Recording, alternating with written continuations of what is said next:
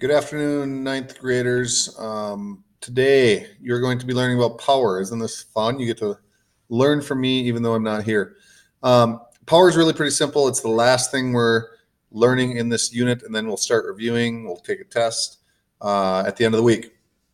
So, power, if you remember back to work is force times distance.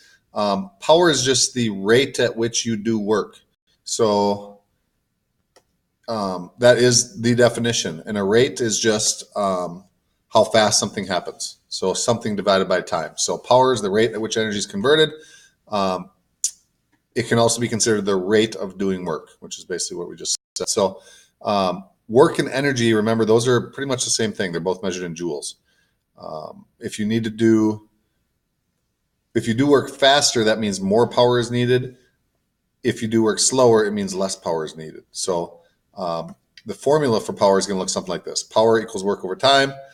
Rearranging that, if we take the time, multiply both sides by T, we get W equals T times P right here. And then rearranging again, dividing both sides by P, we get W, or T equals W over P right here.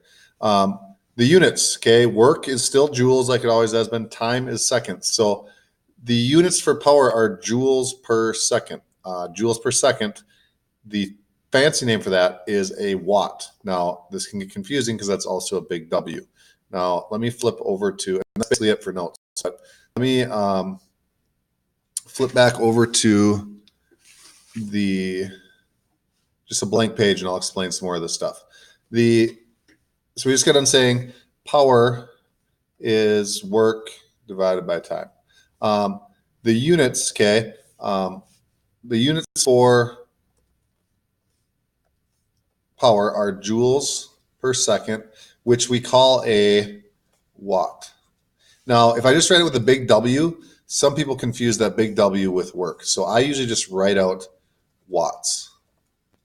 So if you're doing problems and you see 7W, what does that mean? Well, that means 7 watts. If instead you see W equals 7, what does that mean? Well, that means the work is 7 joules. So I know physics gets confusing sometimes because of all these symbols and letters, but big W when it's a variable in a problem means work. Big W when it's after a number, when it's the units on a number, it means watts. So try not to confuse those two. Also not to be confused with little w, which is the force of gravity, which equals mass times gravity, which you will actually use that, I think, on the last problem in your homework. Don't forget about this formula. The other thing I want to talk about, let's clear this stuff. So we know that power equals work divided by time. On your homework, you're going to be using this formula a lot. You'll rearrange it to be work equals power times time, and time equals work divided by power. Now, if you come across a problem where they're talking about forces or distances, remember that work also equals force times distance. And this is in your notes early on. We also know that distance equals work divided by force, and we know that force equals work divided by distance. But you might have a problem where they give you a force and a distance and a time and ask you to find power. So basically, since work equals force times distance, we can take this and plug it in here for work.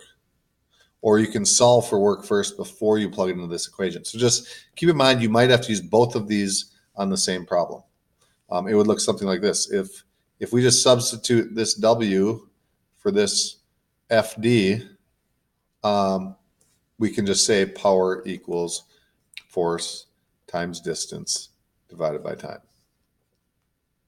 Or when you're doing a problem, you could just plug in the numbers, solve for work, then take that number, plug it into this formula. And that works for all of these. So just keep in mind, you will have to use, especially like on the back side of the sheet, you'll have to use both of these formulas as you get going.